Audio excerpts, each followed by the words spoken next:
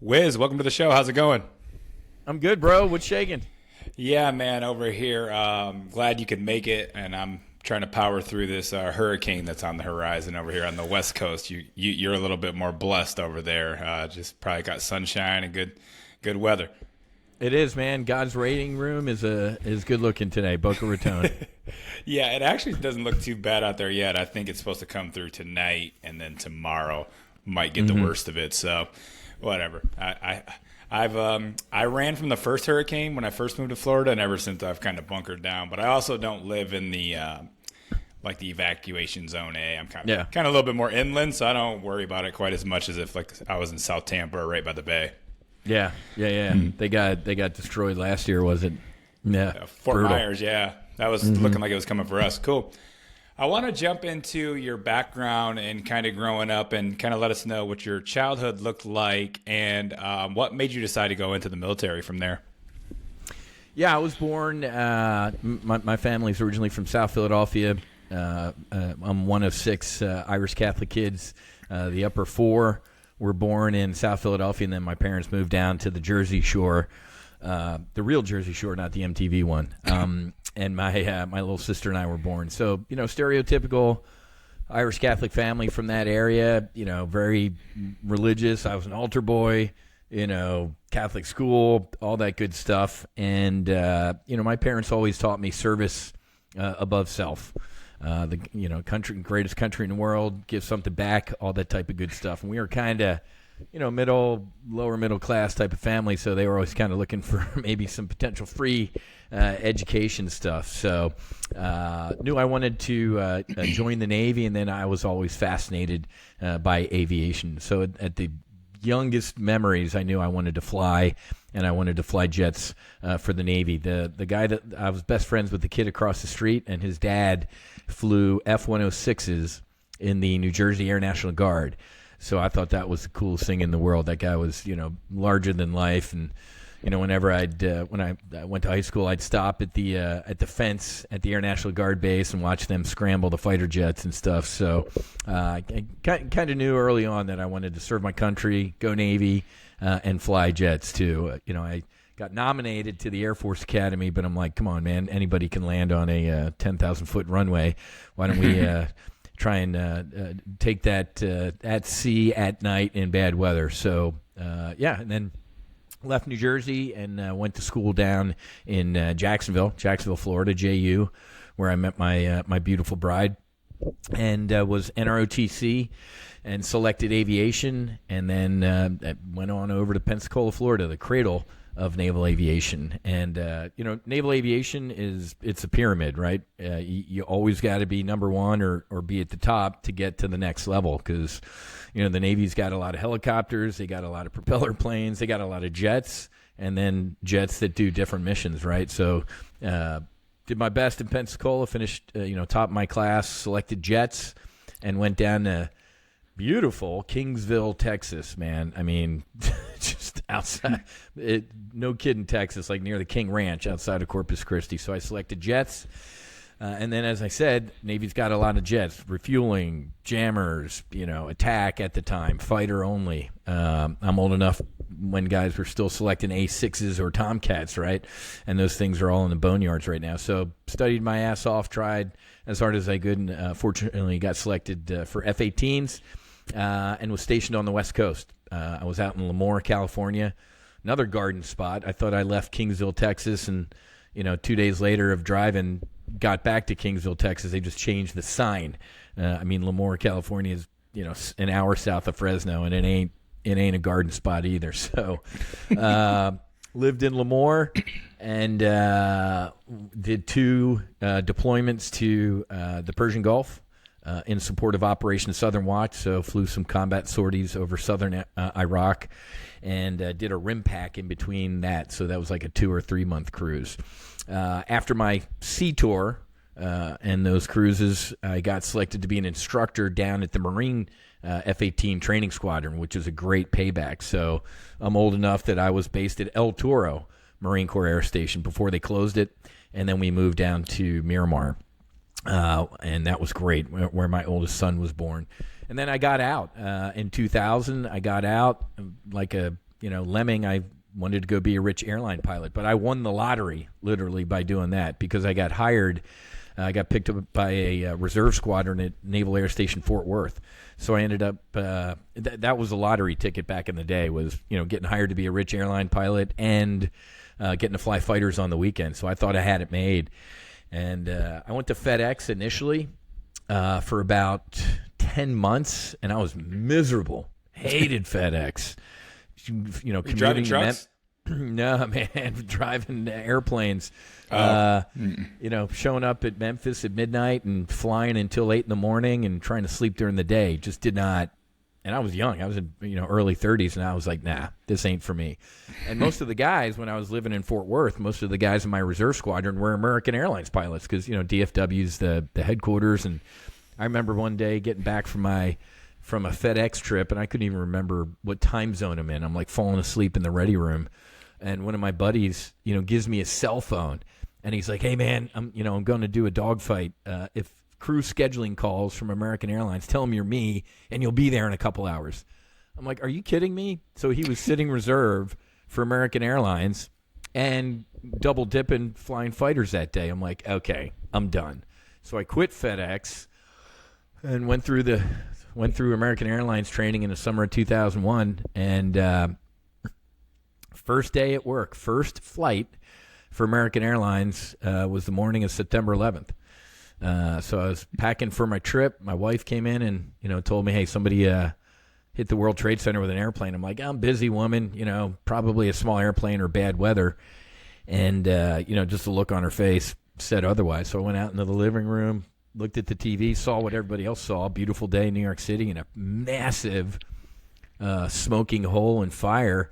And, I'm going through my mental aviation checklist of how that could have happened, and boom. Next airplane hits. Didn't even take me a half a second. I knew we were under attack. I ran into the bedroom. It's still in my closet here. I pushed my American Airlines uniform out of the way. It's still in the plastic from the cleaners. Threw on my flight suit, put on my boots, didn't even tie those things. Got into my old Porsche, and I think I broke the land speed record getting out to the Naval Air Station. I got out there just as they closed it, and went to a ThreatCon Delta combat posture, and got one other F-18, my buddy Gruff, another F-18 pilot, made it out there. We called down to maintenance and said, "Chief, how many jets you got? Get them combat ready. Get them up." And that's when the phone rang, and next door was an Air Force F-16 reserve squadron. And of course, as you know, Air Force guys are rich. They got all the toys. They're tied into NORAD. So they, the general said, "Hey, Whiz, what do you got?" I said, "It's me and Gruff, sir. We got a couple Hornets." He said, "Well, get over here. I got 4 F-16 guys. Let's brief." So it was like, Lexington and Concord, man. I remember being in the command post as we're briefing. Obviously, the Air Force is better at this stuff. They were arming their jets, and then they were going to arm us. And I remember briefing with these guys and looking up and the Pentagon getting hit.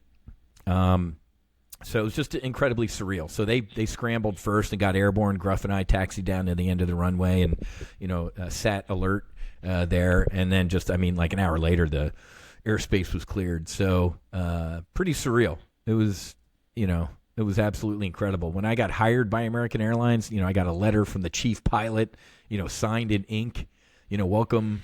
A week after the attacks, I got a photocopied letter from American Airlines HR that said, "Dear crew member, you're furloughed." So I lost my job at the airlines. But, as soon as I got on active duty, I was always interested in finance, right? You don't join the military to get rich, right? But I was always interested in finance. So I had taught myself how to trade when I was on active duty, taught myself how to trade stocks and options.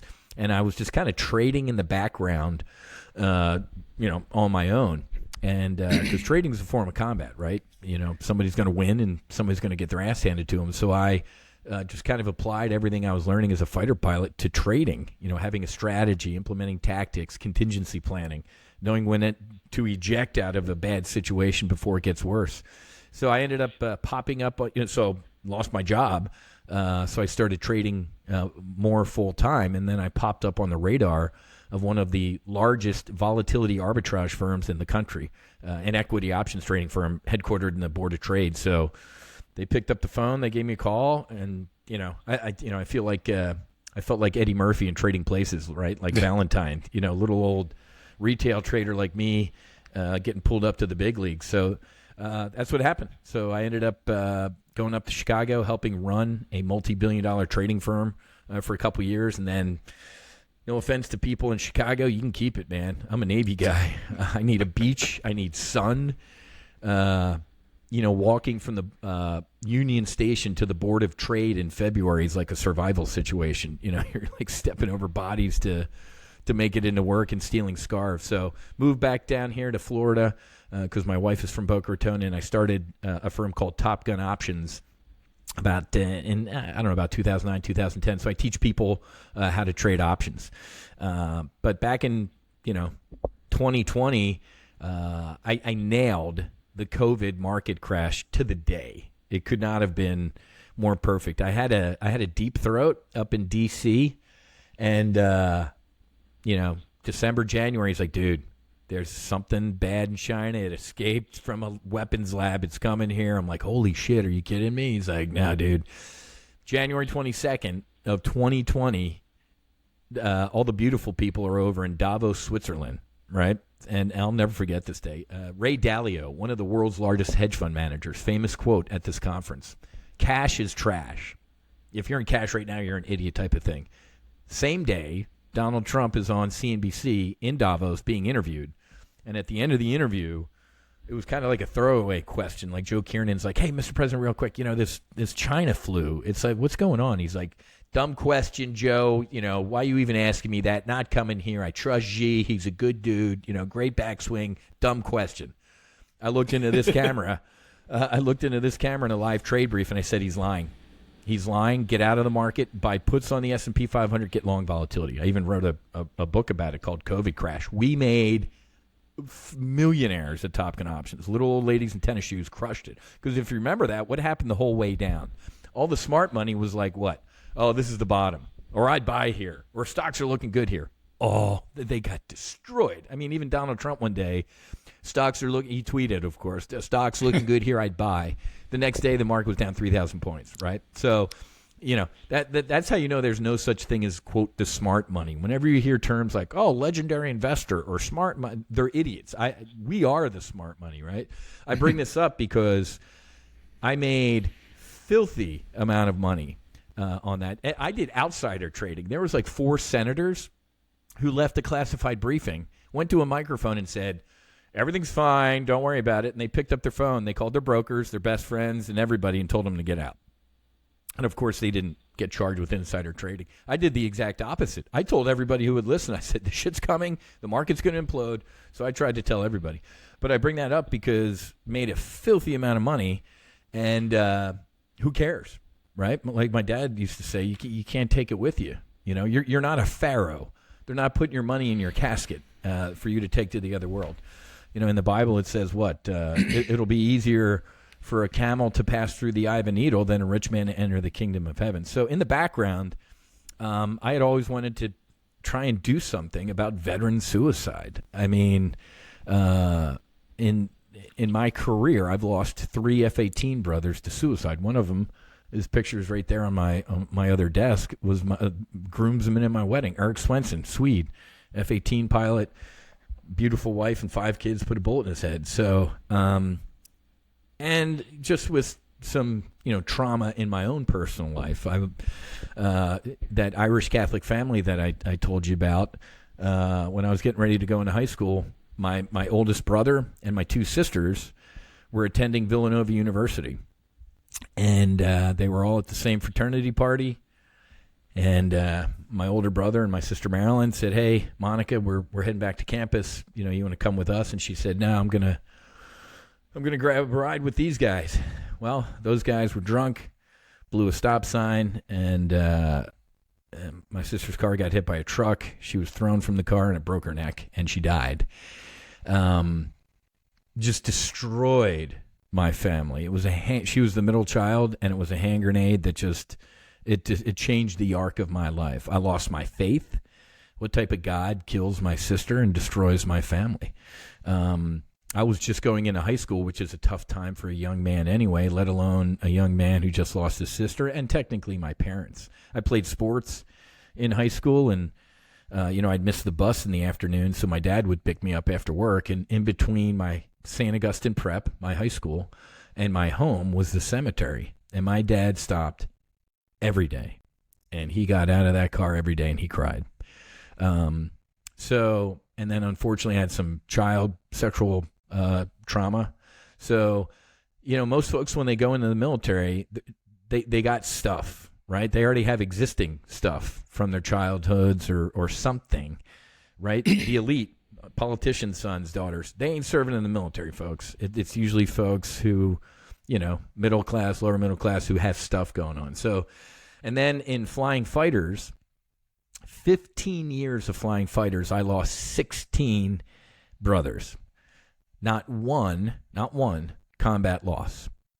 Weather, stupidity, mechanical, acts of God, you name it. So 16 people gone. And then obviously the 3 suicides. So, and transitioning out of the military was hard. When I left my fighter squadron in Fort Worth to go to Wall Street, I left an environment where I trusted everyone in that ready room, every pilot in that squadron, with my life. If I didn't, they wouldn't be there anymore. I mean, they're just, as you know, you're gone, right? That's not the environment. I went from there to Wall Street, dude, where these people wear golf shoes and climb all over each other to make it, right? And in the military, I use the term, you put the ladder down. Put the ladder down to help your bros and your sisters. Wall Street, they fucking pull the ladder up, man. I got mine. So it was a really tough transition to leave fighter aviation and go to Wall Street. It made me miserable. So put all that shit together, man. You got alcohol, you got drugs, you got stupid relationship issues. I could not have been more separated from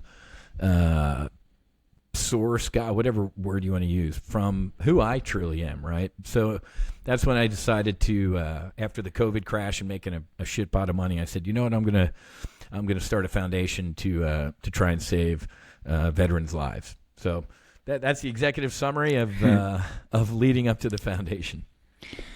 That's amazing, and First off, I want to honor and acknowledge you for sharing a lot of that. It takes a lot of courage. And I know, honestly, I feel as if a lot of us who have been through some of these psychedelic ceremonies were actually a little bit more open to speaking about that anyways, because True. We unravel a lot of that within a ceremony and we kind of detach from it in a way that we weren't able to beforehand. And exactly. So I do, I know it's a little bit easier for someone who's been through some medicine experiences, but still it takes some courage in front of the public, in front of people. So I honor you for that. And I want to go back around to this kind of remark that you made about people who join the military come in with baggage. And I had Ben Smith on the podcast. I'm not sure if you know him. He's kind of helping veterans with, he talks about psychedelics and breath work and cold plunging and, fitness and nutrition and all kinds of things. And he's an ex-veteran who attempted suicide. I had him on the show. And we talk about this concept of, you're right. I think, not every person who just lived a non-traumatic life, never experienced anything, just goes, hey, I want to go just fly into combat. I think it takes a little bit of a different breed. And then also in the military, they also break you down emotionally, right? They kind of strip all of that away, because if you're using your emotional intelligence or you're getting a little over emotional within combat, it's just really not going to serve a purpose. And then I spoke with him about how we don't have the integration process on the back end to let them know, like, hey, that served you for the time being, but it's going to no longer serve you in civilization. You're going to need to kind of have some kind of construct that's going to help you break down those barriers where you can now have a marriage or have a girlfriend or have kids and, not feel so isolated and alone, because you've basically taken all these emotions and just shoved them into corner pockets or wherever in, little, intricacies in your brain. You just get them out of the way because you're in the middle of a mission, or there's a mission the next day. There's always something else going on for people who have served. So what's your thoughts on that? Like, how can we, for one, maybe go through how the military breaks down people in the emotional and why that doesn't serve you in maybe a better manner than how I spoke about it? And then how can we kind of get more of these vets to kind of open up? Well, I often say that the military does an incredibly good job. The military is fantastic at turning people into killers. They do a great job of being able to train us to do some pretty horrible things to another human being. But they do an incredibly shitty job of transitioning you back to being a human being, right? After they chew you up, they spit you out, man. You're done. You're a well-oiled killing machine, and then now, next, right? We're on to the next group of young folks we're gonna chew and spit out.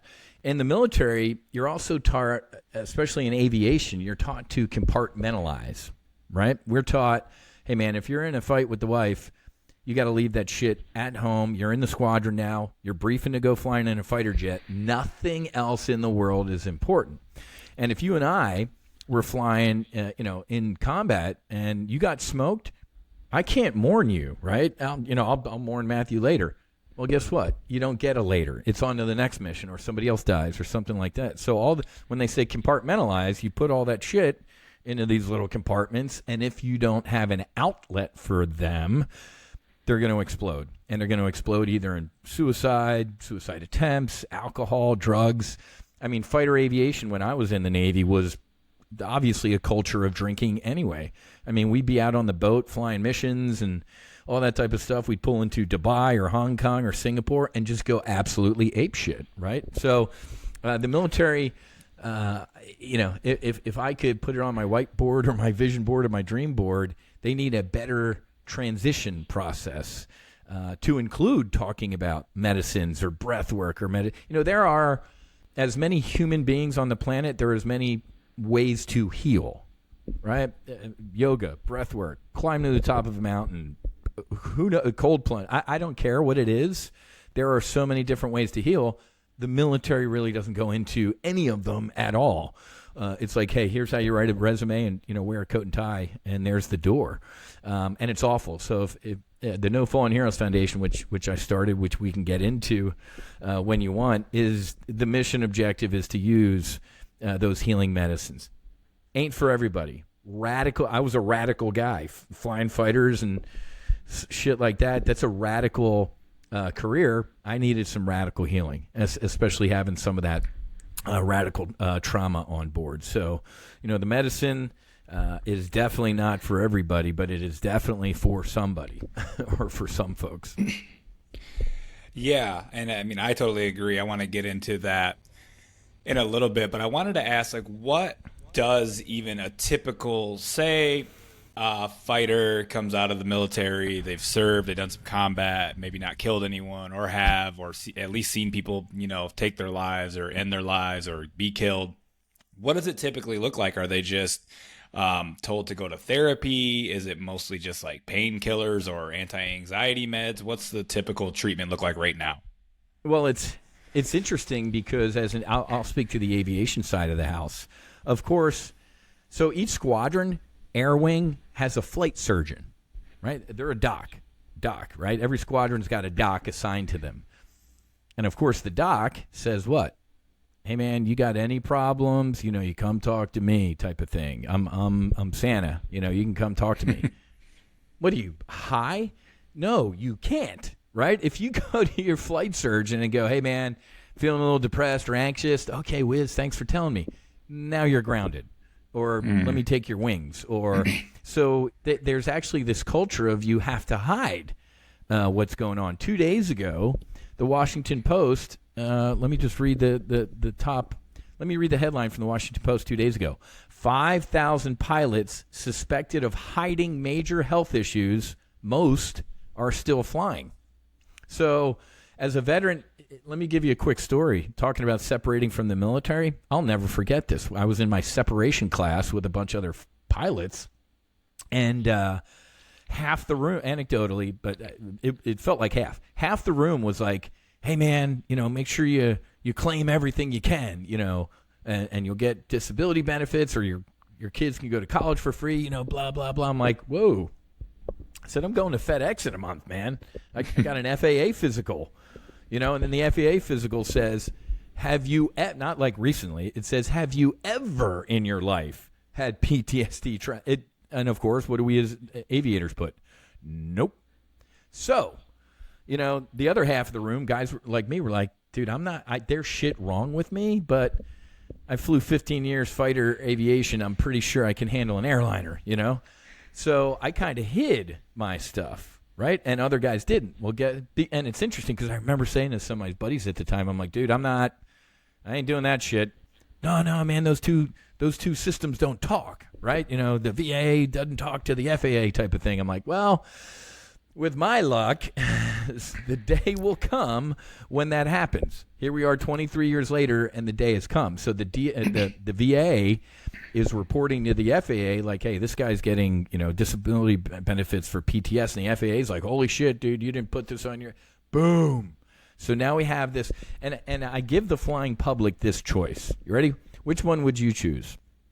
Would you rather your veteran captain or first officer take a week off to get their mind, body, and soul together? Or would you rather them keep lying, hiding, self-medicating, or drinking, right? We recently sent a guy down to Costa Rica for the medicine. American Airlines captain, F-16, 15-year F-16 pilot.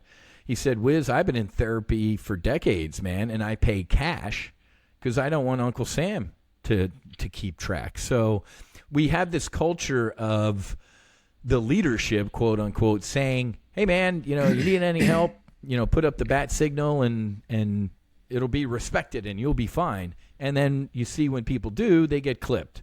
So all of that has to change. There has to be a radical change to all of that. I've had some aviator buddies make the mistake, technically, of telling the FAA the truth, and they're done flying. Or it'll take 2, 3, 4 years until they get their license back, and now they're unemployed. So it's sad. It's a culture of you got to hide stuff because if you tell the truth, it's wrong. So that's why, talking to you and getting that message out that, hey, healing is possible. I've lost count in the past couple of years of how many airline guys and gals we have sent to go do the medicine, and they are completely different human beings. And they're almost I will say all of them. I haven't met one of them who's come back a year, 2, 3 years later and gone like, oh, I'm a complete mess again. Nope. They are different human beings. Yeah, I get it. And back to this point of if you're not going to allow the airline pilot to go to therapy, to receive, I'm not really with SSRIs or something, but maybe some people may benefit from those, but he's still not even going to seek out that kind of treatment, or he or she, correct, whoever.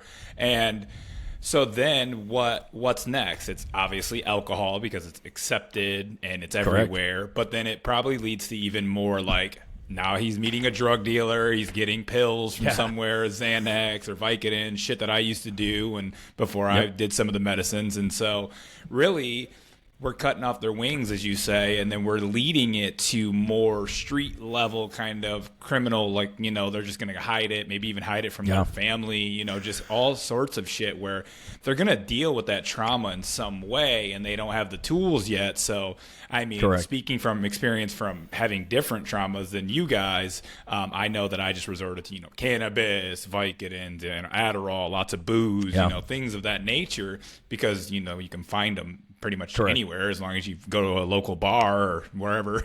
You'll figure it out if you're really looking for that. So that's just really sad. And there's got to be more people talking about these veterans because I know we're in this kind of climate as well. I like to bring up is I know we're kind of figuring out more about the military industrial complex and how wars are just funding a lot of these elites and everything. And people want to talk about that. And, I really think we need to disconnect from that thinking and how we think about veterans, because when veterans go into service, they aren't in control of how or why the war is going on. They're literally just putting on their suit and they believe they're doing the best thing that they can do for the country. And it's an honorable mission that I would never do. And a lot of people wouldn't lace up and do. It's very honorable. So we need to treat them in that fashion instead of going, well, they just fought in this little money scheme war. We bombed Iraq. It's like whatever happened, they were just following orders.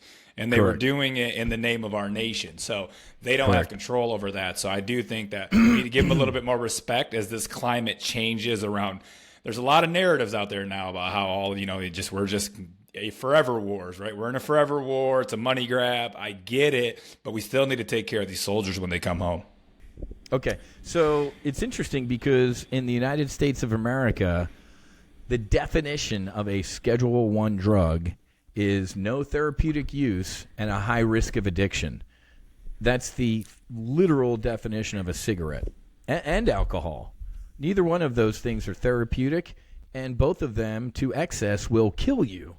So with those being illegal, these medicines, the medicine that I sat with, Ibogaine and Iboga, are illegal. And it's standard government, right? We label something the exact opposite of what it does. These psychedelic medicines, many of them are anti-addictive, meaning the more you do, the less they work. And they're also the most therapeutic thing I've ever done in my life. So alcohol and tobacco are technically Schedule I drugs, but these medicines are illegal. It's a disgrace. I mean, we've had to go to Mexico. We've had to go to Costa Rica to do these healing medicines. But I'm here to tell you, I think next month, maybe October, I'm still working on raising funds for this. We're going to do our first Healing Our Heroes retreat in the United States in Colorado. Thank God to Oregon and Colorado for leading the way where these medicines are legal at the state level. Still illegal on the federal level, but it's a crime that these things are illegal in many parts of the United States. It makes sense to me because if you're the alcohol and the tobacco lobby or big pharma, these things should scare you. If you're a big pharma executive, you're done. One of the Navy SEALs I did medicine with, Whiz, I was on 15 meds, man. 5 to wake up, 5 for lunch, and 5 to go to bed. He's on 0. So the VA, many people believe, and I believe, is a pill factory. These VA executives and doctors, they're not treating the injury. They're just treating kind of the symptoms. They're not getting down to the core of why our veterans are suffering. And, this is the medicine that is here and coming is gonna scare a lot of people with coats and ties because these times are a-changing. Yeah, I agree. When we want to talk about addictions, I was just drinking every night, doing, pharmaceuticals, just all kinds of shit. And then started microdosing first, then did a big mushroom ceremony. And it was just like, and the more I've done the medicines, now I say this all the time, like if you really do the inner work with some of these medicines, and, obviously I've done a bunch of yoga and meditation and lots of different detoxification and different things, but like now I can enjoy my 2-3 drinks at a steak dinner, and then like right now I haven't drank in like 3 months. Like I just don't think about it, but then if I'm at a dinner, if I'm at a networking thing, I can have 2 or 3 drinks. It doesn't spiral into anything. Like you can really get your power back if you do some of these medicines and then do the integration process and do a lot of the inner work as well. So for addiction, it's just unreal. I couldn't agree more. I was a drinker, and I was not a good drinker. I don't know if you can be a good drinker, but I was a bad drinker.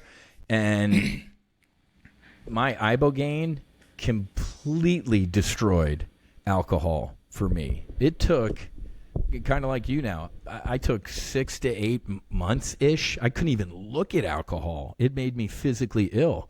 When you look at Ibogaine treatments of heroin addicts, like 85% of horrific heroin addicts and up to 3 years after the medicine haven't even looked at heroin again. So the Ibogaine is an absolute addiction interrupter. I'm like you now. I can have a couple glasses of wine now with my ribeye or something like that. But old me, a glass of wine was the bottle. Old me, a couple drinks was a bottle of vodka. Gone. And I'm like you. I can go months now without even, it destroyed it.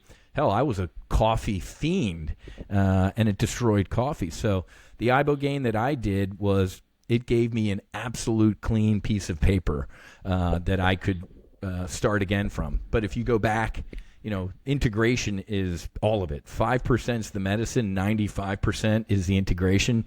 But if if you go back to kind of your old ways, you can slip back into stuff. So it's not the medicines aren't magic pills or anything like that.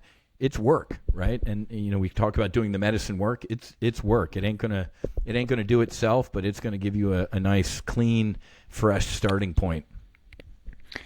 Yeah, I agree. So I kind of want to get into your personal story with the medicine. It seems like you succeeded at military, succeeded at trading, had the family, pretty much kind of the American dream in the fullest form. Was there like an exact event or moment that where you really just felt like you were, even though you had everything, you were still really disconnected? And then like, what was the catalyst to say, okay, now Ibogaine's the thing that I'm going to try? Yeah, I had been spiraling down for years. Drugs, alcohol, relationships. And, I had my couple dark nights of the soul, lying on the bathroom floor, type of thing, close to checking out. If it was not for my 3 incredible children, I might not be here. But this was a God moment. Like I said, in 2020, made a lot of money with the market crash. Started a foundation called the TOPGUN Fighter Foundation, and that was more aviation centered, right? Obviously, the name TOPGUN Fighter Foundation. So around the time I said, I don't know how I'm going to stop veterans from killing themselves. I don't know, jobs, get a buy 'em suit. I was just throwing shit at the wall to see what would stick. And then I had heard about a group of special warfare guys who were going down to Mexico to do psychedelic medicine. So I got an invitation. I'm like, wait, go to Mexico for a weekend with some Navy SEALs and do drugs? Sign me up. Who wouldn't sign up for that? I'm like, I had no idea what I was in for, man. I'm glad I didn't have a lot of time to think about it. I still would have done it, but in hindsight, I'm like, man, if I had, because and it's funny because I went to a place called the Mission Within, and they send you a manual, and I'd read like a couple pages because I'm a military guy, man. I'm an aviator. I read the manual, and so I'd read a couple pages of the manual. I'm like, all right, I kind of know what's going to happen. And then every once in a while, they had a nice couple sentences that said, by the way, nothing can prepare you for what's about to happen. I'm like, holy shit. Then they'd have another page or two of good stuff. I'm like, oh, okay, all right, now I feel better again. Same block, like nothing can. I'm like, what the hell's going on? After doing the medicine, I get it. Because it gave me some situational awareness, but nothing could have prepared me for what I experienced. So I ended up lucking out, or I didn't luck out. God did it. I went to Mexico with just an incredible group. I went with Marcus Luttrell, which just about everybody knows is the lone survivor, wrote the book, the movie, just an incredible human being. So Marcus, the other guy I went with, his name is Jared Taylor. He's one of the founders of Black Rifle Coffee. Went with another SEAL officer named JJ, and then also an NFL player who was just suffering from horrific CTE. I rode, everybody meets in San Diego, and then you drive like an hour and a half south to the Mission Within. And we kind of ride in a convoy, and I was with the football player. And, man, I was sitting in the back seat with Death. Big dude, just a big guy, and he looked like he needed a sickle and like a black, he was like Death. Let me fast forward. I literally bumped into him like a year later at a fundraiser, and I kept going, and he's like, Whiz. And I turned around. I did not recognize him. He was a completely different human being. He looked like life. He looked healthy. He's like, what's up? I'm like, oh, my God, Robert, I did not. He's like, yeah. So anyway, we go down to Mexico, and beautiful place, the Mission Within. And we, Friday night, fire ceremony, and take the Ibogaine. Now, for those of you who don't know, Iboga, I-B-O-G-A, Iboga is a root from Gabon, Africa, from Central and West Africa. Some believe it's actually the tree of knowledge, like Adam and Eve type of thing. So Iboga's got 14 alkaloids in it, all sorts of different alkaloids, and one of those alkaloids is called Ibogaine. So here in the West, for heroin or for addiction, heroin, alcohol, and also head trauma, a lot of folks have been doing studies and some research, and when you pull that alkaloid out, just Ibogaine, it's like pulling out the nuclear weapon part of this bomb. So that's what we did. So Ibogaine, man, it was the most incredible. First of all, it felt like forever in a good way. It was the most spiritual experience of my life. My dad died at the age of 65. I'm convinced he died of a broken heart. He was never the same after my sister Monica died. So on the Ibogaine, I saw my sister and my father, and they were perfect. I couldn't remember the last time I saw my father happy after my sister died. And I saw both of them, and they were perfect. And I just felt their love. And I was healed. Just in that moment of experiencing them, I was healed.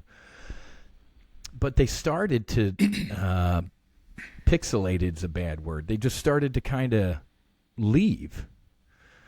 And I was horrified. I was yelling out, "Don't go, don't leave me."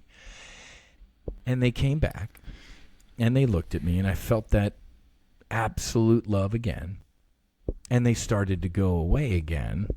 But this time I followed them, and they went into everything. They went into my daughter. They went into the trees. They went into me. They went into the sunrise. They never left. And they're here right now with you and I on this podcast. Decades of trauma healed in that moment. I mean, we don't have enough time for me to give you the full debrief of the entire Ibogaine experience, but man, it was without a doubt.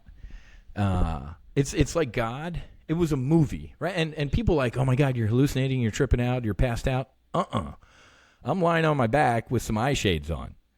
Eye shades up, sit up. There's the nurses. There's Marcus. You're wide awake. It's a waking dream. You're not passed out. And these aren't hallucinations either. Some other medicines, ayahuasca, for example, are outside medicines. Iboga and Ibogaine are very inside. This is a you experience. And it felt like a movie. Like God just kind of had me, whatever word you want to use. If God turns you off, there's something. Source, creator, divine, truth. You put whatever word you... Man, I've taken a bunch of folks who are atheists or agnostics that ain't atheists or agnostics anymore. They might not use the word God, but they're like, "You know what, dude, you're right. There's a thing." I'm like, okay, don't call it God, because I know that makes your skin crawl.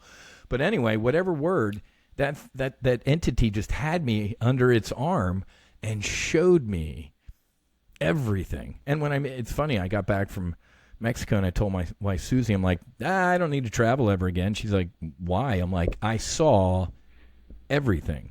I physically saw from the beginning of the universe to, I can't even describe it. So the Ibogaine it felt like forever. And then it also felt like we took the medicine and the sun was up. I sat up and the sun was up. So it went so quick, but it was forever. That's so hard to explain. So we had we call it a gray day. The next day you're kind of, crying in a good way. You're kind of, you're writing in your journal. You're taking it all in. And I remember just trying to write everything down.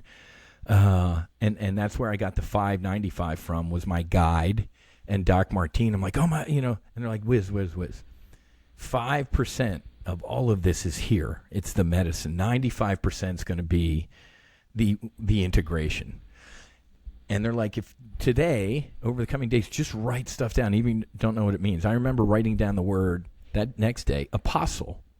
And I had no idea what the hell that meant. Now I do. Because my mission is to tell people about this, period, and about the potential gifts. The next day, and this is pretty intense. The next day was 5-MeO DMT, Bufo alvarius, right? It's from the desert Sonoran toad. And this is pretty nuts. So go up to the room. So that when we did the Ibogaine, all 5 of us are in the same room. There's a couple nurses. There's a cardiologist downstairs who sleeps there during the night. You're hooked up to an EKG.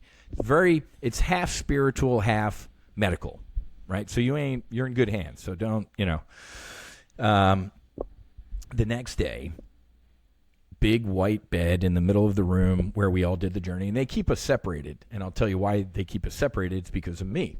So we did a 5-MeO DMT journey was going to be all the way upstairs, and they kept us all the way down on the lower floor. Beautiful place, looks at the Pacific. So Marcus went first, and then I went. So bed in the middle of the floor, overlooking the Pacific. Beautiful day. And the curtains kind of blowing, and Doc Martine was in there, Cynthia, my guide, and then a Navy SEAL kind of at the head of the mattress on the floor. And, they give you a good little brief. Hey, take it in a little bit. It's called a handshake, right? You don't want to do a bunch of 5-MeO DMT. You want to get your body a little taste, acclimate a little bit. So I did that. And then they said, okay, draw it in for, it's like a vape pen, draw it in for count to 10, drawing it in, and then hold it, and then try and count to 10 going out. On the way out, man, when I got to about 8, and they, you have your eye shades up here ready to go, and they're like, as soon as you kind of feel it, we'll just kind of lay you back and put your eye shades down. I'm like, okay, that sounds like a deal. Man, I got to 8 and just started to lay back, and when I went to lay back, there wasn't a bed. I just, in the blink of an eye, I exploded. It sounds violent, but I'll stick with it. I exploded into love, light, infinity. It was peace. It was a peace I've never felt before. Taken, I hope people don't take this the wrong way, but take an orgasm and multiply it by 1 trillion, and that was the feeling. And it answered a question for me. Ever since my sister died, when I was I always wondered if she's bored, right? Like, do people get bored in heaven? Like, I've been here for a while, what shit, The answer is no. I felt infinity, and infinity is now. There is no future, there's no past. There's only now, and I experienced that. God showed me what forever was, and I felt it, and it's only now. So my dad, my buddies that killed themselves, my buddies that got killed in mishaps, my sister, they're not bored. It's only now. So it's perfect, right? So I have tinnitus, horrible tinnitus from flying airplanes. My vision of my right eye's going to shit. My back's killing me from 15 years of flying fighters. Everything was perfect. And up to about a year after the medicine, everything was perfect. And my guide gave me a really good take on it. She's like, Whiz, you were in the presence of Source. You were with God. Everything is perfect. Everything is healed. Do you remember Jesus putting mud on a little girl's eyes or something? Or God can heal with touch. You were in the presence of that. So I noted that too. I'm like, I felt everything was healed, right? Here's the funny part. So I kind of wanted to stay, right? It was perfect. I can't even, I learned a new SAT word, ineffable. You can't describe, you can't put into words what you experienced. And that's the quickest thing I'll say. But here's what happened. This is my Apollo 13 moment. It was the re-entry that was tough, because I'm at perfection. I'm at infinity. I'm part of everything, but I still have a sense of me, and I have a sense of God. And God was kind of like, hey, man, do you get it? You got it? This is it. Okay? But not now. I'm like, okay, got to leave, dude, type of thing. Like, now do you understand? I kind of remember this. I tried to leave there, and I tried to fit back into this thing, this imperfect, vessel. And I remember trying to come into this thing, this flesh. And I still remember in me seeing some black, some shame, some regret, some just funk. And I was coming from perfection back into this thing. And it had to leave.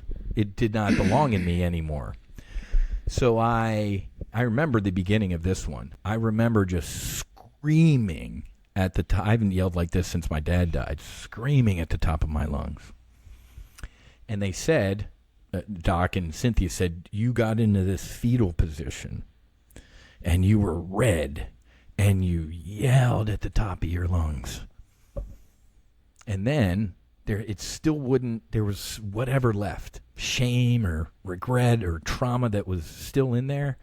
I remember this, the beginning of the second yell, I yelled apparently louder and longer, and I went from being in a fetal position to a flip. I flipped in the bed. Now, in my 52 years on this planet, I think I've tried to flip into the pool once or twice, and I've landed on my back. I cannot do a flip, and I flipped in this bed. So I don't remember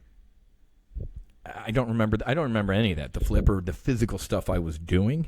I mean, Cynthia's like, you were born. You were like in a fetus coming out of the birth kit. You were reborn.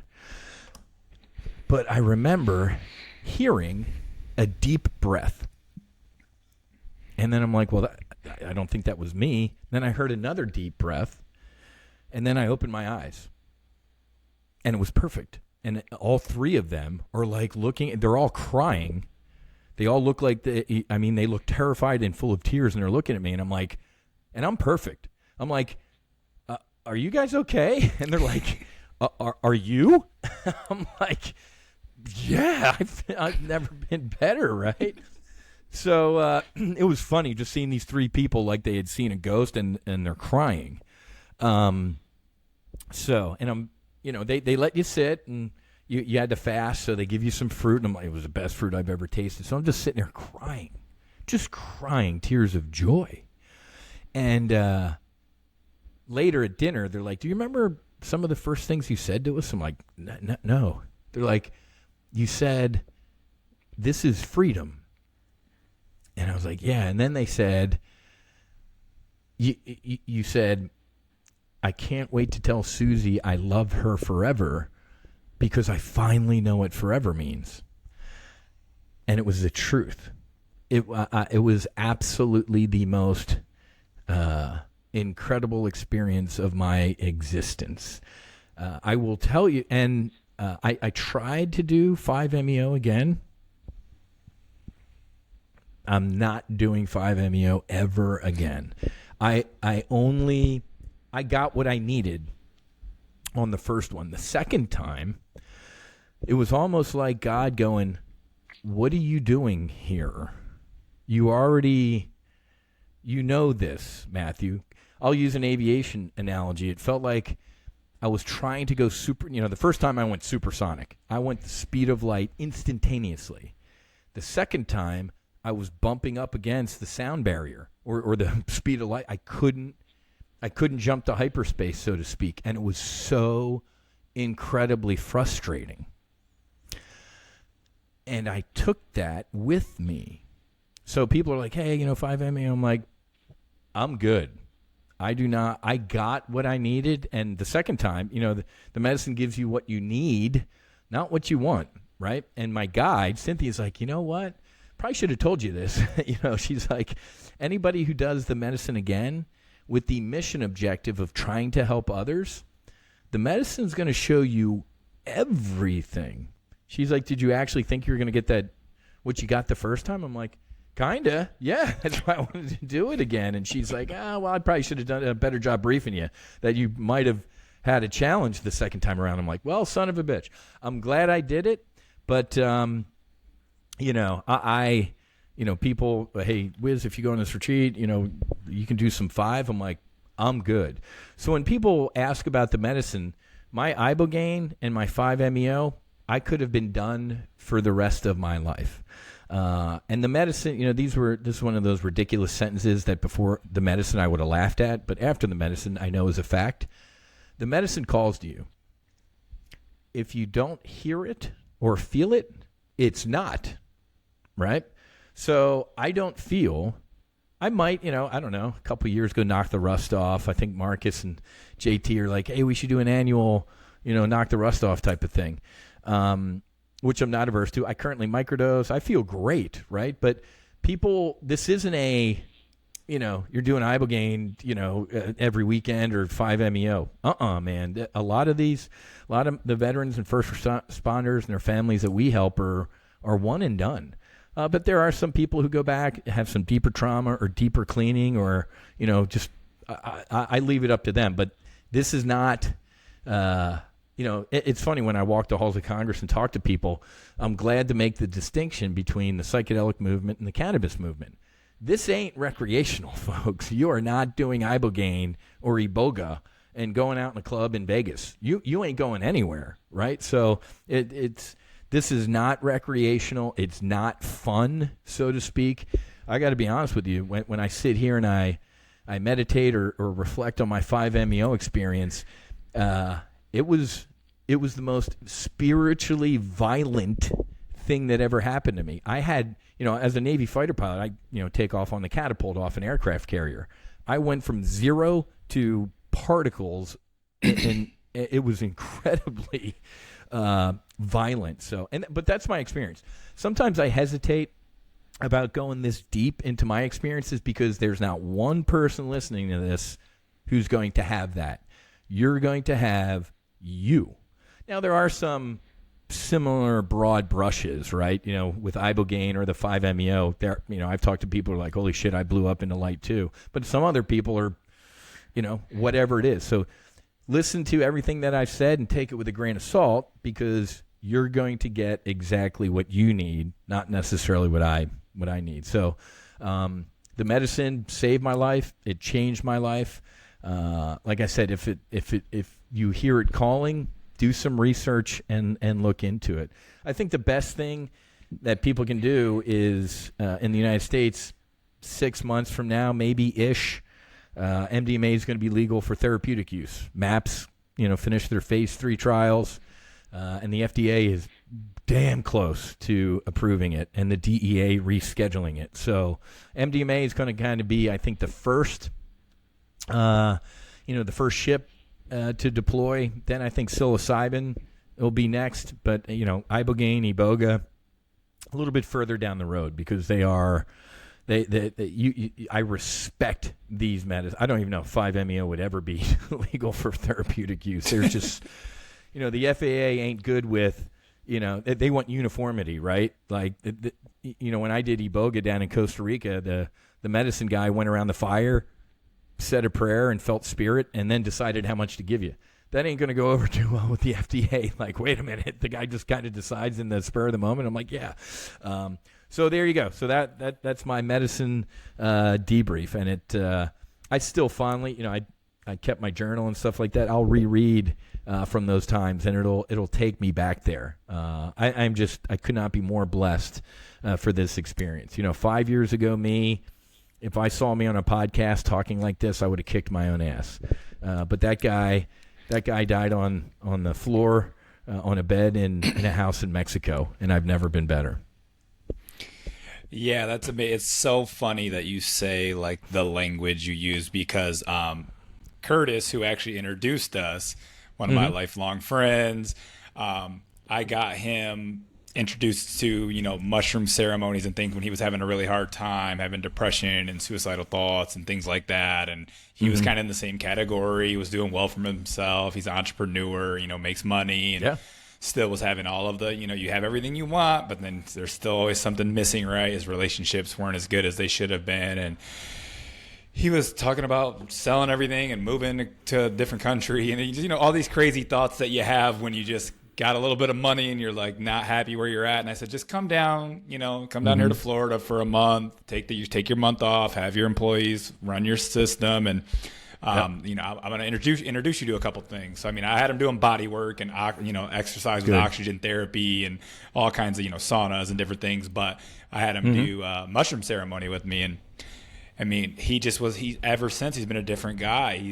He's done, you know, a lot of ayahuasca. But why I'm bringing this up is we have these long, 2-hour-long conversations because we were just, you know, young, reckless, partying, having sex, you know, sex, drugs, and rock and roll. You know what I mean? It was having a good time. Yeah. And the language we use around these medicines, about the medicine talks to you, and the spiritual conversations we have, we always go back to like, dude, 7 years ago, both of us would be fucking like looking at us like, what in the fuck are you guys talking about? Like, as you said, atheist. I never really went to church growing up unless my aunt was watching me. She was a big church goer. But that was like, you know, just here and there. I never really was like religious. And then I had a teacher who kind of convinced me about, like, you know, evolution. So I was a big atheist guy until I took that first like 4 or 5 grams of mushrooms and was sitting out on my balcony at my apartment during a thunderstorm and just talking to God. And I come down and goes, well, that's interesting.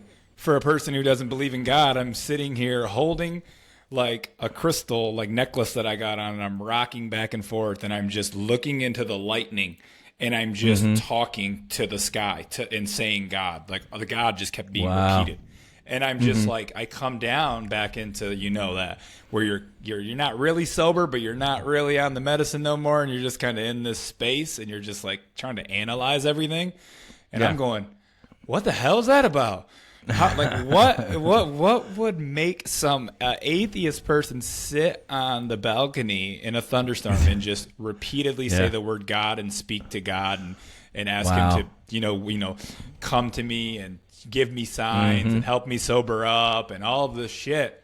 And I just never looked back. You know, I was already doing yoga, and, you know, in the yoga community, a lot of times people, like you said, say source or universe, synchronicities, things like that. And I got a clear calling from the medicine, like, no, God is powerful. I'm like, wow. I was like, God, and, you know, so now I, you know, if I do a prayer before a meal or whatever, it's God. If I meditate and pray, it's God, because I feel the word holds more power, in my opinion. And another thing that I had during my medicine ceremony, I'll share, is similar to kind of some family traumas you had. So my father was never around. And, you know, I kind of just always pushed it to the back, did fine. My mom took care of me and my brother, and we never needed for nothing. She was, you know, just worked whatever job, but we always had everything we needed. Lights were on, decent house, you know, whatever. And after a mushroom ceremony one time, I just hadn't thought about my dad, and, you know, I hadn't seen him in 20-something years, and it just doesn't really cross my mind. You know, I'm an adult. And I come out of this mushroom ceremony, and I'm just crying, saying, I forgive you. Like, I forgive you. Life's hard. I know he was, you know, I think he was on alcohol and drugs. This is, you know, pretty common for the city that I grew up in. And it was just, that was like so healing that it was insane to think, like, I'm just sitting here saying, like, I forgive you for everything. And ever since then, I felt like I realized that I did, like, trying to make money and trying to be successful, like everything that I did, I was actually driven by that chip on my shoulder. I was doing it to prove something to a person who was never even going to know whether I was successful or not, because I'm never even going to speak to him again. True. And so it was like, but I didn't realize that. I just was doing the thing. You know, I was just trying to make money and, you know, just trying to navigate through life. And after I had forgiven him, I'm like, now you can just learn to try to be successful for yourself and for my wife and for my future kids that we're trying to have and things like that, instead of being driven by this kind of trauma process that's going to make you overwork, grind yourself to the ground type of thing. And now it's just for, how can I make it come with ease, you know, still be driven, but more so for me and my family, instead of this little demon that I'm trying to prove something to, that I really was unconscious, though. Like, it just brought that forth. Like, I had never really thought about it in that manner. And it was bizarre the way the medicines can open you up and just shatter paradigms and make you think about things that you're just doing unconsciously, and this more bring it to light. And then you do have to integrate it, and it's hard. Take a while. Sometimes you don't even really realize what it meant for 2 or 3 weeks or a month, and then you go, oh, that's what that was about. All right, I get it. I get the stupid shit that I was doing. So it's super interesting, but it's funny the language we use being really like masculine men and partying and doing everything, and then you do some medicines and you're fucking, I don't know, you're like in some sitting Indian style and fucking and doing all this like shamanic fucking chants. Yeah. Well, it's funny you bring that up because I found the medicine kind of like you did. When I was having my dark nights of the soul, a friend of mine said, dude, go try yoga. I'm like, I would kick my own ass if I saw me at yoga. Walked down the street in Fort Lauderdale, went to yoga. And, I've worked out as a fighter pilot. I had to be in shape. I, worked out on the ship with SEALs and stuff like that. I think I'm pretty freaking good shape. It kicked my ass. A 60-minute hot fusion flow is a workout. And then that led to breath work. From yoga, I moved on to meditation. I mean, old me couldn't sit still for more than 30 seconds without my mind racing all over the place. So, yoga, then breath work, and then the medicine. I will tell people if you do hear the medicine calling, maybe throw on some Lululemons and start doing some yoga. Then maybe do some mindfulness. It will help you immensely in any medicine work. But it's funny that you say that because as I started on this journey, 3 years ago-ish, the culture of naval aviation and fighter pilots, I'd post some of the shit on social media and my buddies would excoriate me, right? In a fighter squadron. And then the DM started to come like, all right, dude, hey, what are you doing? I'm like, all right, now you give me shit publicly and now you're texting me and emailing me asking me why I'm good. All right, that's the mission objective, right? Put the ladder down. You lead by example. Whenever we travel on an airliner, what's the first brief the flight attendant gives? If we lose cabin pressurization, put the mask on. Who first? You. You got to put the mask on yourself first. You ain't good to anybody else on your row if you pass out, right? So, when you put the mask on yourself first, when you take care of you first, maybe you can act as kind of that beacon of change. If you want to change the world, you got to start with changing you first. And I'm glad it was so cool to hear what you said about your dad and forgiveness because your dad, I have this book right here. It's called A Course in Miracles. Another one of those things that if I saw me with this book, I'd hit me in the head with it. But it was really cool because so you giving your dad forgiveness has nothing to do with your dad. It had everything to do with you. You needed to get that off. That was for you to heal. Because in A Course in Miracles, it says, forgiveness is an unknown concept in heaven. The need for it just doesn't exist. Right? Mm-hmm. So God doesn't make imperfect things. Right? God doesn't sit up there or anywhere and go, I'm going to make something really shitty, right? I'm going to make a Jeffrey Dahmer or a Vladimir Putin. Every person on this planet is perfect. Ditch this shell. Ditch the ego. Ditch all the crap, and you are left with your soul, your source, and you are perfect. You are enlightened. It's funny. People are like, are you on the path to enlightenment? I'm like, I already am. That's not ego talking. We all are enlightened. You just got to get rid of all the shit that keeps you from recognizing that, right?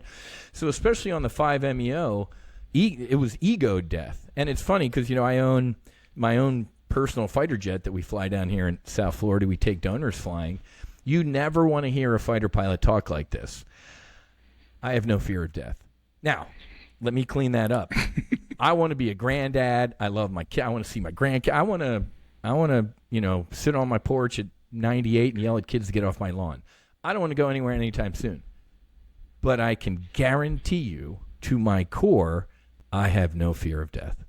I know exactly what's going to happen when that my worst day will be my best day, I guarantee you. So it's interesting, the whole forgiveness thing, because you felt better when you forgave your dad. Your dad's already forgiven. God, because when I was and I got this, I read the book after my journey, but I got it on the Ibogaine. I remember looking at God going, first of all, I'm like, are you God? I kind of knew it, right? And I did this whole. He's like, yeah, and I said, well, where you been? And he's like, I have always been. Where have you been? Type of thing. And it was very loving. I was just kind of like, hey man, well, where you been? Type of thing. He's like, I've always been here, man. Where you been? And I remember getting on my knees and just kind of like begging for forgiveness for being not the best human being or husband or father. And God, not that God can shrug, but God kind of looked at me like, Matthew, you're perfect. You're forgiven. If you need me to say it or to feel, there was no words exchanged. This was all energy, man. But God just kind of said, you're forgiven. You don't need this, but I'm going to give it to you. I love you. You are perfect the way you are. So it's really cool that forgiveness piece of it, because to give and receive is kind of the same thing in heaven. You giving forgiveness, you're getting something pretty big in return, and it sounds like you did, which is awesome. Yeah, absolutely. And I mean, I don't, like you said, I don't know if it's for everyone, but I think it can help a lot of people. And one thing I want to touch on as we're winding down on time a little bit is that I think a lot of people who may be curious or, trying to see whether they think even if it's not Ibogaine, some medicine may help them. How did your family receive it? Like, how do you feel like you have integrated that as a better husband or father? Like, I think that might be a piece that if you explain, it might be like, man, maybe I could come home and treat my kids better or my wife better. How'd that unravel for you? Oh man, it could not have been. So for half a second on the medicine, I felt shitty. Like after I saw perfection and I received forgiveness, I had a little bit of regret that it's taken me, that I had to go through all of that. And then that was gone because it was now. I had a flash of regret, like, oh my God, I've been that type of person. Boom, it was gone. And it replaced with, boom, you, now, this moment, man, and things are great. I think it really hit me when I went to, so Daniel Carcillo, for all the hockey fans out there, he's on our advisory board. Daniel Carcillo, 2-time Stanley Cup champ, Chicago Blackhawk, horrific head trauma. His best friend on the Blackhawks was Steve Montador, and that dude, 15, 16 concussions, team doctors, hey man, here's some Motrin, you're fine. He died at 35 in his sleep, and when they opened up his head, I mean, he was dead man walking.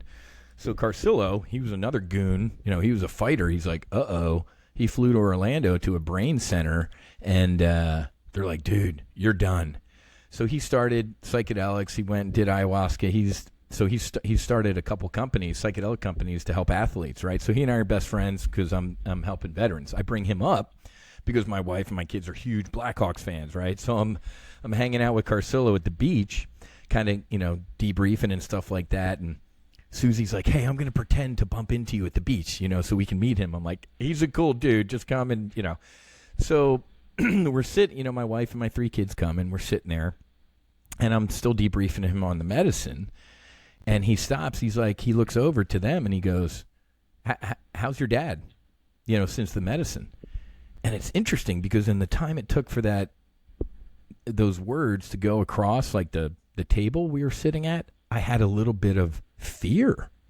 I'm like, oh my God. And nobody said anything. So I was even more scared. I'm like, oh my God. And leave it to my beautiful, brave daughter, Keely. She's like, he's better. And I started crying. I'm like, oh my God. Wow. Right? So it's had an incredible impact on my family. Let me warn some folks, though. This isn't a sexist comment. This is reality. If you're married, boyfriend, girlfriend, ever, you need home support. Or maybe the other person, in my case, the female going first, probably would have helped. Here's why. 99.9% of my wife's trauma, unfortunately, is Whiz induced, right? So I get back from the medicine, I'm perfect. I'm forgiven. I'm clean. Piece of paper. Boom. And I remember I also debriefed my wife at the beach, like a 6-hour talk, man. It's so funny because when I replay that talk, I can see her face sometimes look at me like, the fuck is this guy talking about type of thing? Like, what happened? Where, I bring this up because, the Mission Within broke it down in a 3-month integration, right? Like the first 30 days, pink cloud phase, right? Like I'm standing in the yard hugging a tree and Susie's like, what are you doing? I'm like, fucking tree's awesome, man. Look at this stuff. The second 30 days kind of sucked, right? I'm like, why is there a homeless guy right there? Somebody help. Why is there war? Why are we, it felt heavy. And then the last 30 days, I kind of found my happy place. But during that, my integration, my wife was like, well, yay for you. Yay, you're all fucking cleaned up. Yeah. God forgave you. Yay for God. I'm me. So it was the integration. You have to have a very supportive wingman or wingwoman. So Susie, I think 3-4 months after that, she went and sat with the medicine. She went down to the Mission Within with some Navy SEAL and Ranger spouses and stuff like that. And we've never been better. I've been with her since sophomore year in college, man, and this is the high point of our lives. But there was work. There was a lot of work involved. So that was a very long answer to your short question, but to hear my kids, who maybe in the past would have been afraid to tell me that, I wasn't doing too good,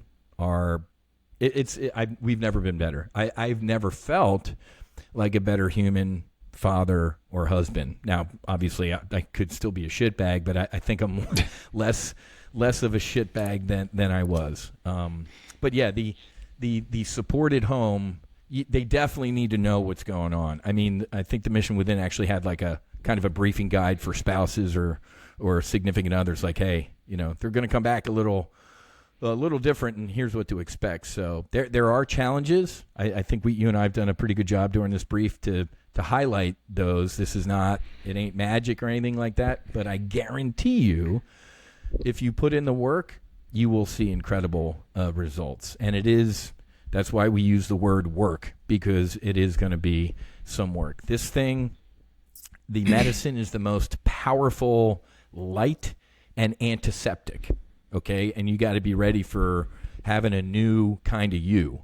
And if you kind of step back into some of your old shit, you're going to struggle. But if you're willing to listen to the medicine or take the lessons from it, man, knock on wood, I haven't seen any. We've helped hundreds of people so far.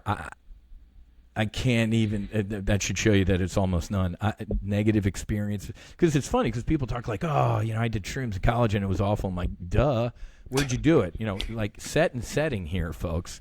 But people are always worried about like, oh, well, what if I have a dark whatever? I'm like, there is no such thing as dark, man. If you have a good guide and you do your brief, you're going to learn that anything that pops up that you feel is negative, how to navigate that. And when you actually lean into it, it disintegrates. Like when you shine a light on that shit and some traumas and stuff, you're like, that's actually not so bad type of thing. So it's funny because when I was going, doing the Ibogaine with Marcus and JJ and JT, dude, I'm telling you, halfway through the night, it sounded like a couple of those guys, were getting cut in half by a saw. And I'm like, what the fuck's going on?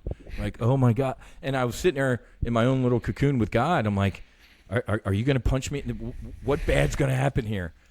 And nothing happened to me, obviously. But the next day, I'm like, you guys, you okay? And they're like, yeah, man, never better. I'm like, was that you last night making all that? What are you talking about, man? I'm like, okay.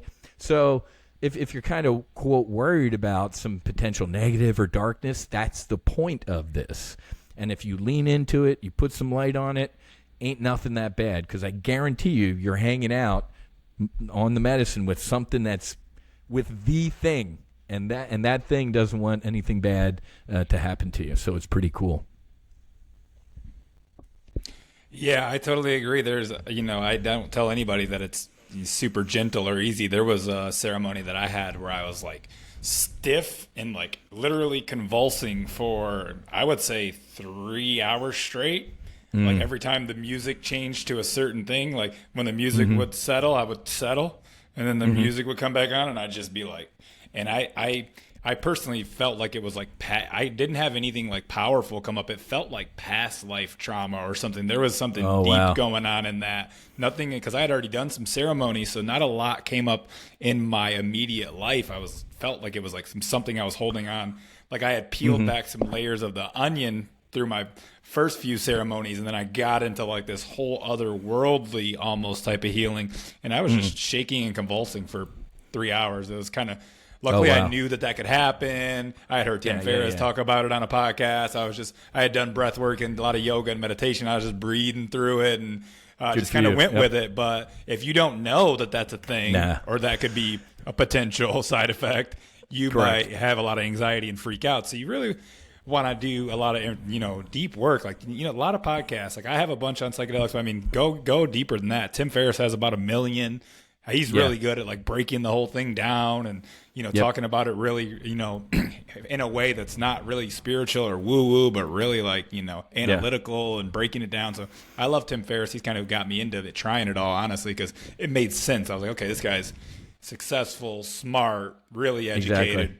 Yep. And he can break it down in a way that makes sense with the right guest on. So, look up some stuff like that. But yeah, I know we're running short on time. Let's talk a little bit just about No Fallen Heroes before you get off. That's your nonprofit. I know you said people can, if they donate a bigger chunk of money, you'll take them flying. But what's all in the works for No Fallen Heroes?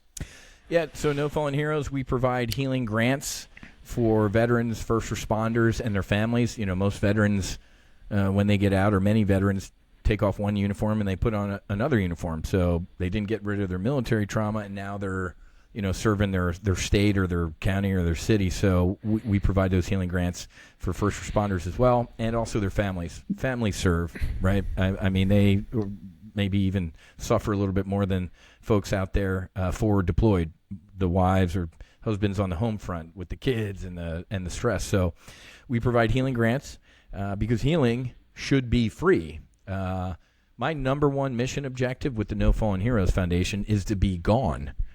I don't want the No Fallen Heroes Foundation. This should be the job of the VA, transitioning and helping out hurt veterans. I'm an anti-big government guy, but the VA is a behemoth of horrificness and a shit show.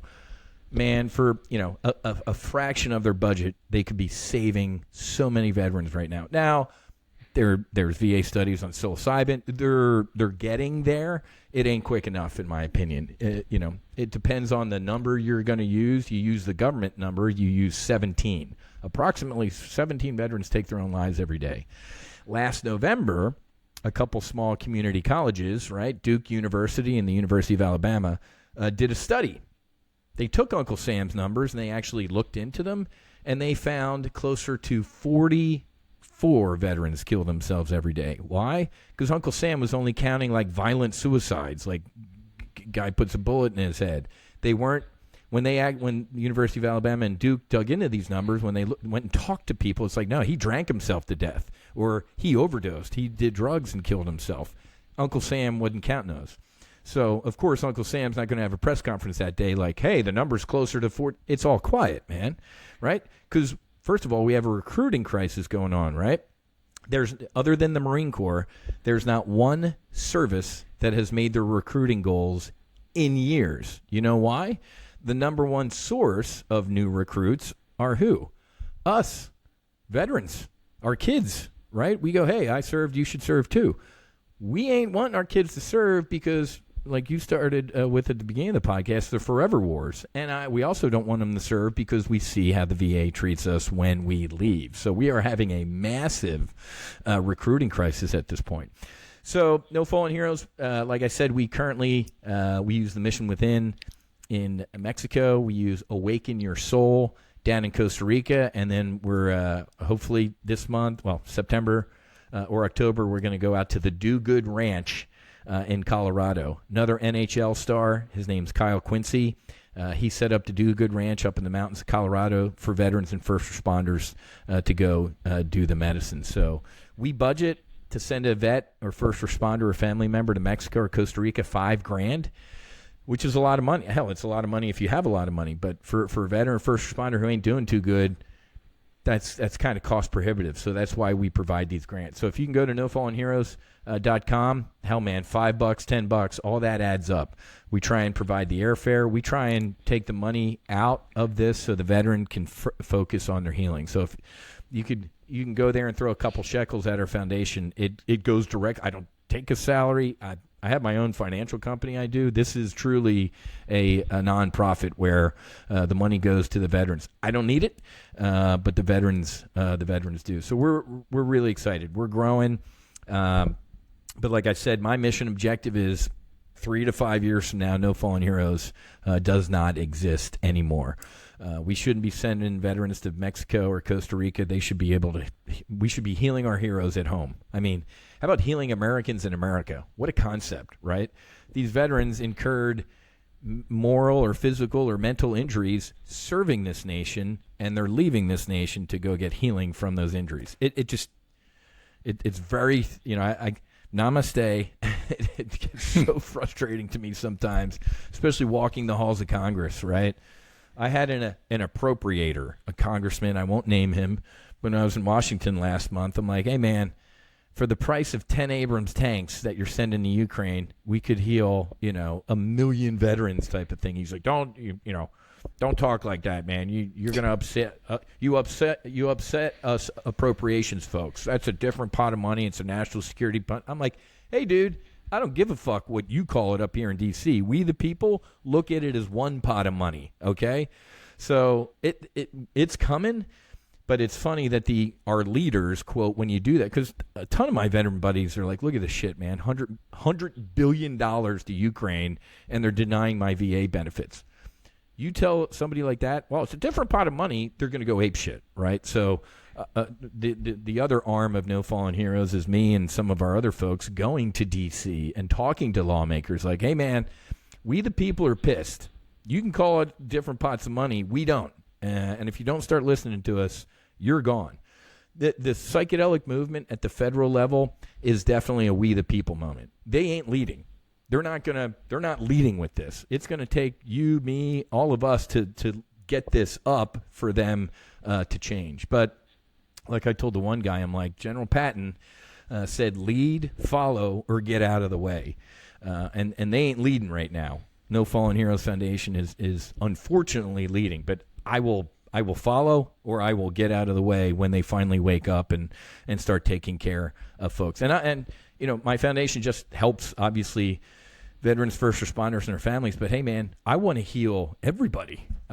This isn't, if Americans for whatever reason look up to veterans or look up to athletes like Daniel Carcillo, great. Then listen to us when we lead the way on this issue. Maybe mom and pop out there, regular person going, all right, well, this guy was a fighter pilot, and Marcus Luttrell, a Navy SEAL, and an NHL guy. Maybe I'll listen to them instead of listening to a senator or a congressman that get big checks from Big Pharma or Big Tobacco, or the alcohol lobby.